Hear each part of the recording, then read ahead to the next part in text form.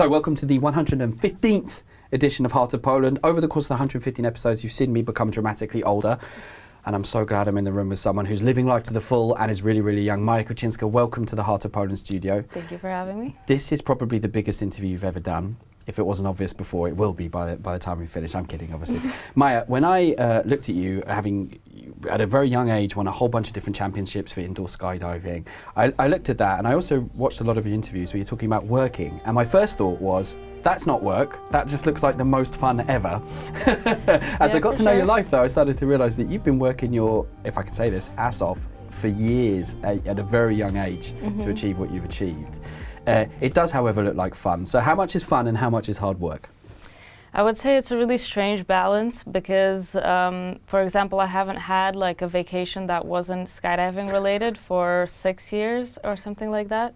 So basically before I finished high school, my life looked like this. I had school from around 8 till 5, then I had 2 hours of tutoring, and then, because I went to like a really crazy prep school type thing, and I had crazy ambitions that I didn't really have the energy to do, and then that was the 5 days a week, and then on Friday I would take a train for 4 hours to get to Warsaw, sleep in the wind tunnel, fly all day Saturday, fly all day Sunday, go back on the train Sunday evening, and then go back to school on Monday. And that was like my whole life, and basically whenever I had breaks, I would go either tunnel fly or skydive, go to a competition, and also I almost like failed a couple of my subjects because I had so many days off, kind of, because I had to go to competitions and things like that. So it was kind of like a non-stop situation where there was, like, the skydiving and the tunnel flying was my break, let's say. But it's also work. So when I stopped going to high school, I went to 1 year of university. And after 1 year, I kind of just gave up on university. And I was like, it's better for me to be able to sleep more than 6 hours a day, or whatever, 5 hours that I was doing. And so then now I would say a lot of my time I spend chilling. And then I have months where I non-stop go. Yeah, it's like from the minute the sun's up to the minute the sun's down. But it's not like, I wouldn't say that it's every day, but it's more in chunks. So let's say like 2 weeks I will have non-stop something, and then 2 weeks I'll have nothing. You are kind of a big deal in the world of indoor skydiving, aren't you? Am I right in thinking that you're one of the first kind of kids, quote unquote, to take the sport up in Poland? It was relatively unknown at that point. Well, I started flying before there was even a wind tunnel in Poland, so I kind of was even before the first, I would say, generation of Polish tunnel flyers. Because when I started flying, I lived in the Czech Republic, and that was one of the first wind tunnels in this area. The first ever time I flew in the tunnel, it was in free zone in Russia. But then yeah, we flew in the Czech tunnel, and it was me and this one other guy. He stopped flying a couple of years after that, and I was kind of left over. And I continued doing it for the next 11 years. Although when I was beginning competing, there was also like 2 or 3 other kids, a few from Dubai and a few from Singapore.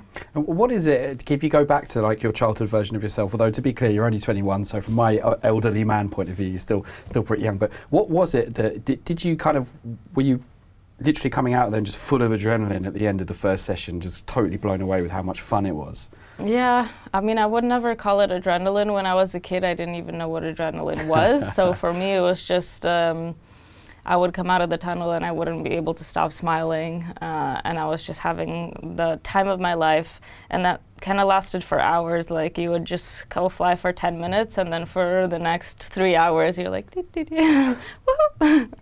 Now, how many times can you go in a day before? Also, the other thing I have to say is I've never quite worked this out. Is it dangerous, indoor skydiving?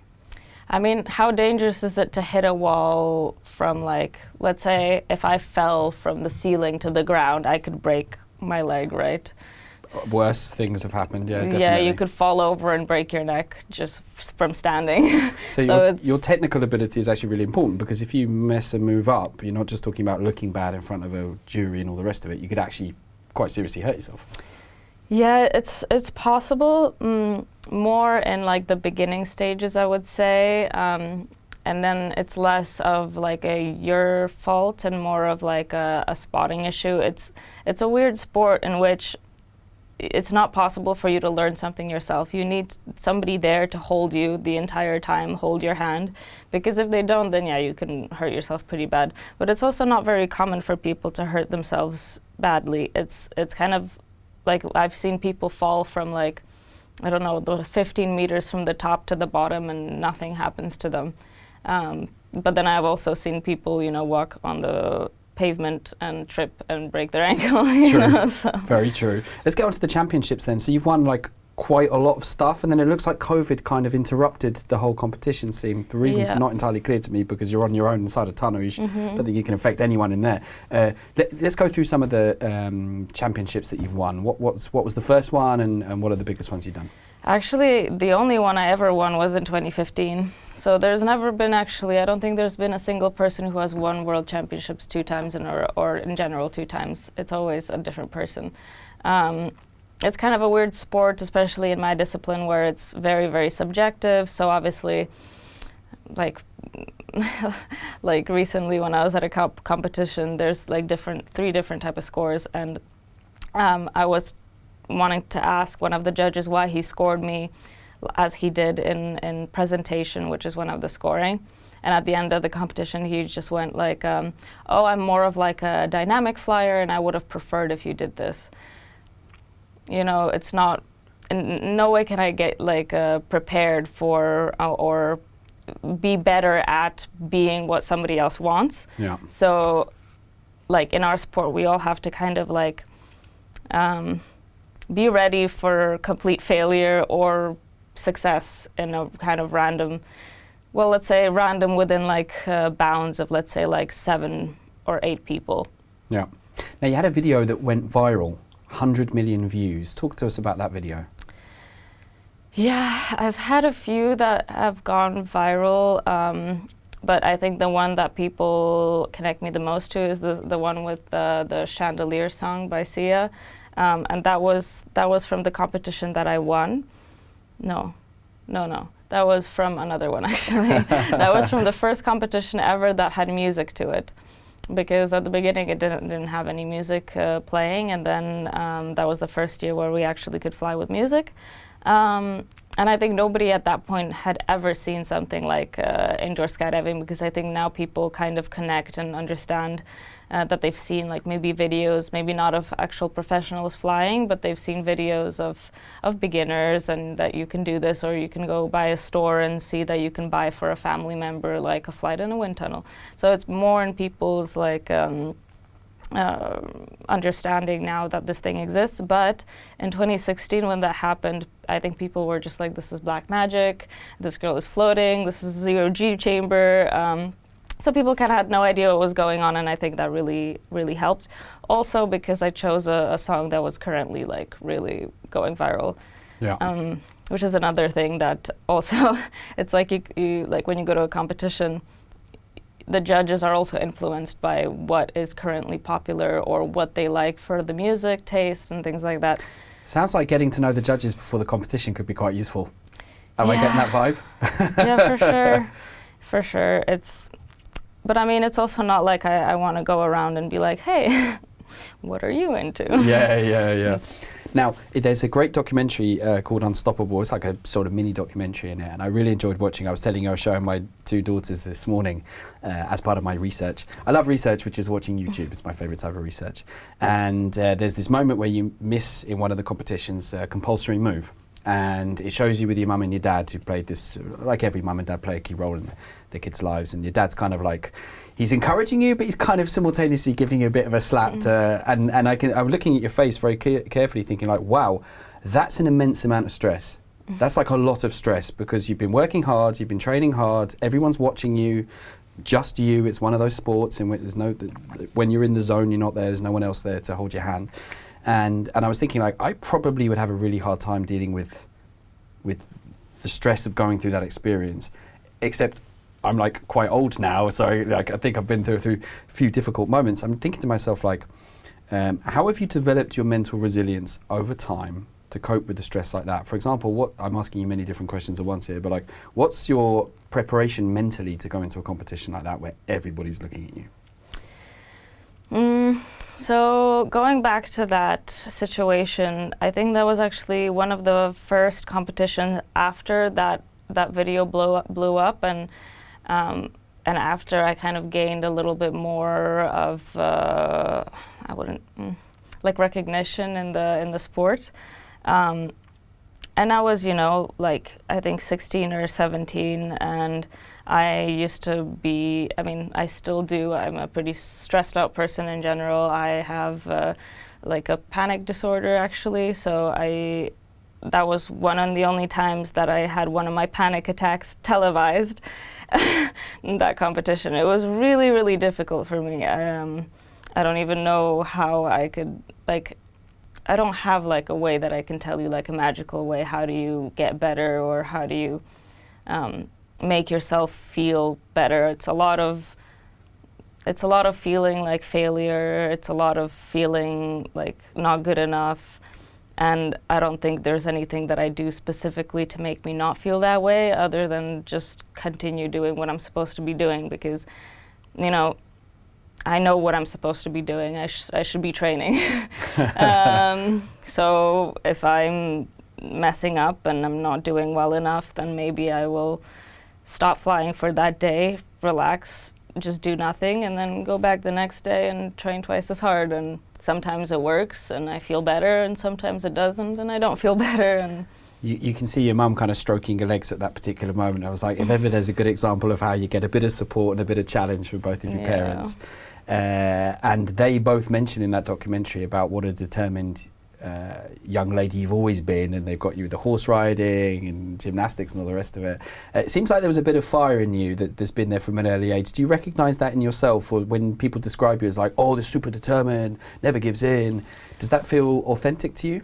Yeah, I'm more like I was just like a know-it-all and as a kid, and and I would always just, I don't know, read books and then pretend like I know things all the time, and I don't know, it's easier for me to talk in groups now, just because I was like the type of person who would speak up in school or whatever. So yeah, honestly, I don't really know how to answer the question. But does it annoy you when people constantly go on about how young you are? No, it's getting less and less, and I'm just worried that soon it's going to be like nobody's going to be talking about it. Yeah, so I used to get ID'd in shops, or even when I was over 18. That hasn't happened for a long time. That moment will come, but of course it's the thing that people talk about. It's like, wow, she's achieved a lot of success from a really early age, and it must be kind of annoying to be pigeonholed as that person who's young.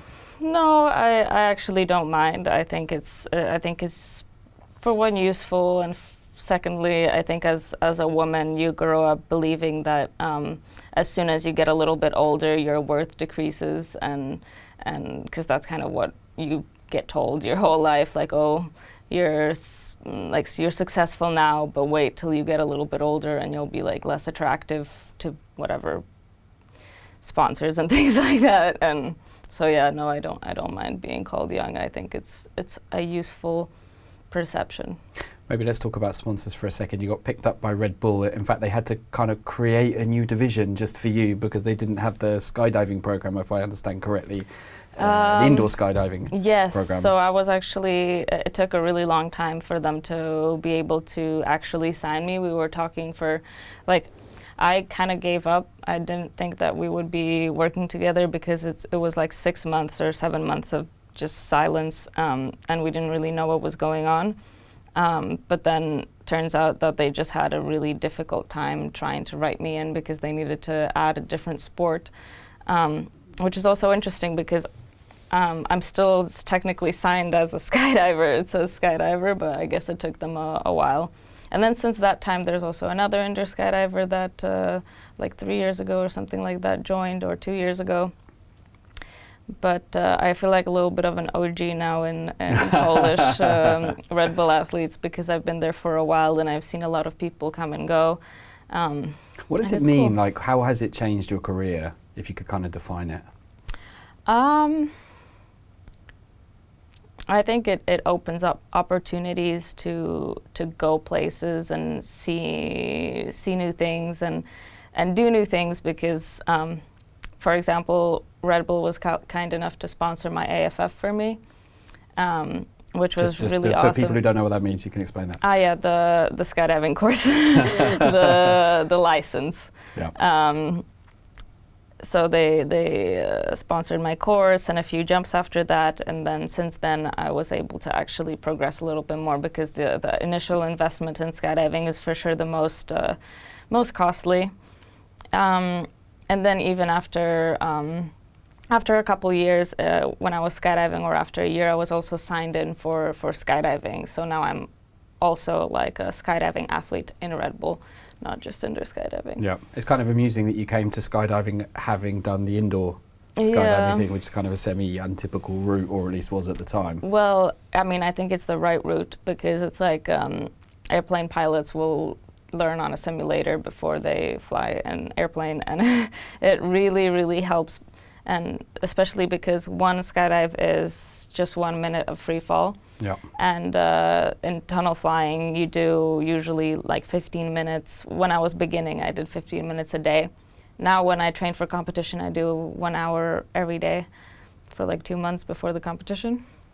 That is a lot of time. Well, as I told you before the show, my dad's got over 500 jumps. He's been jumping for 31 years. And well do I remember being a boy bored stiff at the airport waiting for the plane to go up and then come down. And it takes forever. And I loved it in coming back to this documentary where you do your first jump. And I think it's either 3 or 4 jumps. And Raphael, the trainer's like, she's already doing moves that you would do after 4,000 or 5,000 jumps. And my dad said to me, like, this girl's are insane. Like, her moves are insane. Let's talk about your following then. You're big on Facebook, but much bigger on TikTok. Is that right? Yeah. Or the other way around? So actually this TikTok thing was funny because I had like 30% of my followers from India, and then they banned TikTok in India. Really? Yeah. So basically most of my Bad day for Maja Kuczyńska. Yeah, they're all inactive. Do you manage your own social media? Mm-hmm. Does it annoy you when people constantly pester you or make you out to be some kind of like hero figure? Not really. Sometimes I have people asking stupid questions and then I answer like as a stupid question is worth. I'm not one of the believers of no answer is or no question is a stupid question. If it can be answered by a Google search, then why are you asking me? Like, I mean, but I think it's fun. I really enjoy actually interacting with the people on Instagram, just because I guess I was never used to that kind of interaction. But there's obviously creepy people, and the creepy people I usually just block. Yeah. Do you get recognized on the street? People come up to you and selfie time? No, fortunately, because I'm also not like a very extroverted person, so I think it would stress me out if that were the case. But if I'm in a wind tunnel and wearing a helmet or at a drop zone or anything kind of related to the sport, then yes, which I'm fine with, because then it's not just random people, it's kind of like usually people that know each other. Like the cool thing about skydiving and indoor skydiving is that everybody knows somebody else. So people will leave like their rigs on a drop zone because everybody knows that if somebody steals a rig and tries to sell it on eBay, then somebody will find it and then tell the guy. Yeah, and then, yeah. you know, it's like, so yeah, these our little societies are really tight-knit and it's really nice. So in those, yes, I'm recognizable, but not on the street. Okay, let's talk about Poland for a second. So you're obviously Polish, parents are Polish, but you, probably everyone's thinking like, how the hell is she speaking such good English? You lived abroad in multiple different countries. What's your relationship to Poland? Are you representing Poland in your own way? Yes, I'm representing Poland. I'm in the Polish Aero Club, like the Air Sports Federation. And I love this place. I live here out of my own free will. I didn't choose to move out of Poland to like America or wherever people think it's cool to move. I really enjoy living here. Some of the things that I really like is the living like the cost of living compared to how good you can live is really amazing. Like if, for example, if I used to date this guy from America, and he had an apartment that he was paying like $1,800 for per month, and that was in the U.S. and that was like basically it was a 2-room apartment, but it was like the size of like this studio. Like $1,800. Yeah. I was like, it's so not worth, like, because obviously maybe the wages are a little bit higher, but also not necessarily, because I don't know, it depends on what kind of job you have. Yeah, I just decided that, like, with all the positives and negatives that Poland has, because it does have a lot of positives and negatives, the living standard especially is really good. Yeah. What do people, because you travel all around the world in the course of your work, Dubai, US, everything, what do people not understand about Poland? Do people go like, oh, where are you from? You say Poland, and they go, polar bears. What's that kind of instant reaction they have? No, they think it's a city in Russia. Oh no, please don't tell me that. Yeah. Really? Poland. Do they? Oh, you're from Russia? No, Poland. And then, I mean, a lot of people know Poland exists. I've actually found there was like some people that were talking about the economics of Poland, and they're like, wow, it's so cool. You're from Poland? That's that one country that didn't get affected by the 2008 crisis. And I'm like, okay, good to know. I think there's kind of more like neutral positions, like nobody really knows anything about Poland, nobody really thinks anything necessarily negative about it, nobody thinks anything necessarily positive about it. It's just kind of like a background country in Europe that nobody really thinks about. Cool, that's a kind of brutal but probably quite accurate assessment. Yeah, I mean, it's not like unexpected if we live next to, like, let's say countries like France or something like that, then you're gonna have, people are gonna have more of like this this view of Europe as those countries. For example, like I have friends from like Latvia or Lithuania, and for example, those people don't know what it is at all. So at least for Poland, people recognize that it's a place. People usually recognize that it's a country. And they have some kind of opinion on it. But let's say if I said I'm from Serbia or Latvia or whatever, people would just have no idea. Maybe, I guess in a way, Poland is a bit of an introvert country that just gets on with doing it quietly, not blowing its own trumpet, but making real progress and transforming itself. And that just shows the power of introverts. Maja, let's do our quick fire round. I like to just fire a few quick questions. Place you haven't been in Poland that you really should have been. Most people say Szczecin. I don't think I've been to Szczecin either, actually.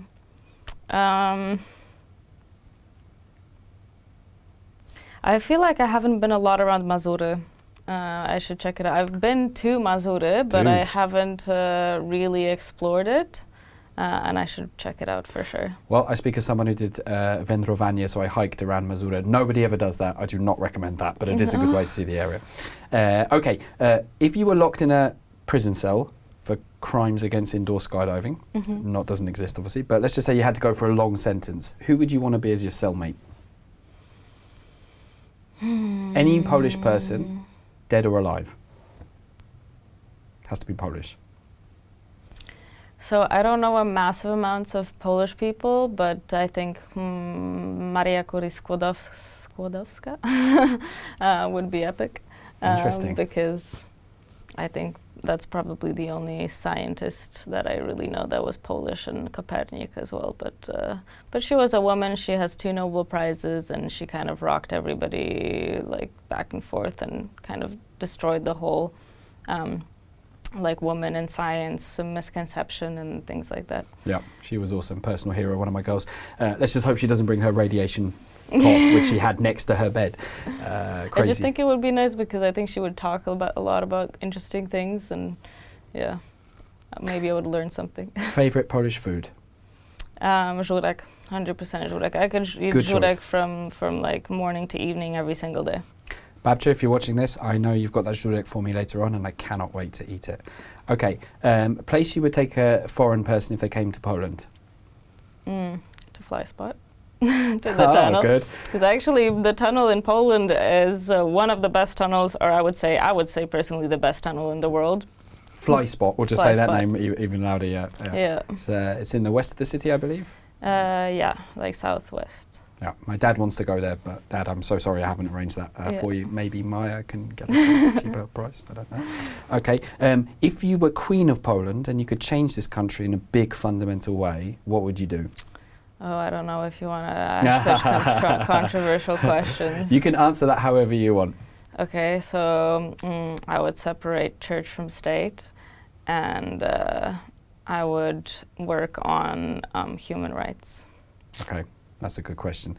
Well, Maja Kuczyńska, I think you've got a lot more in you to come. The competition's going to start up again. Like, what's the situation there? Yeah, actually, this April we're going to have that competition that we've been missing the past 1.5 years. So I have to start getting ready for that. And you have to stop doing crazy media interviews. This has been the best media interview you've ever had, hasn't it? I'll just double check it out. The best. That's the right answer.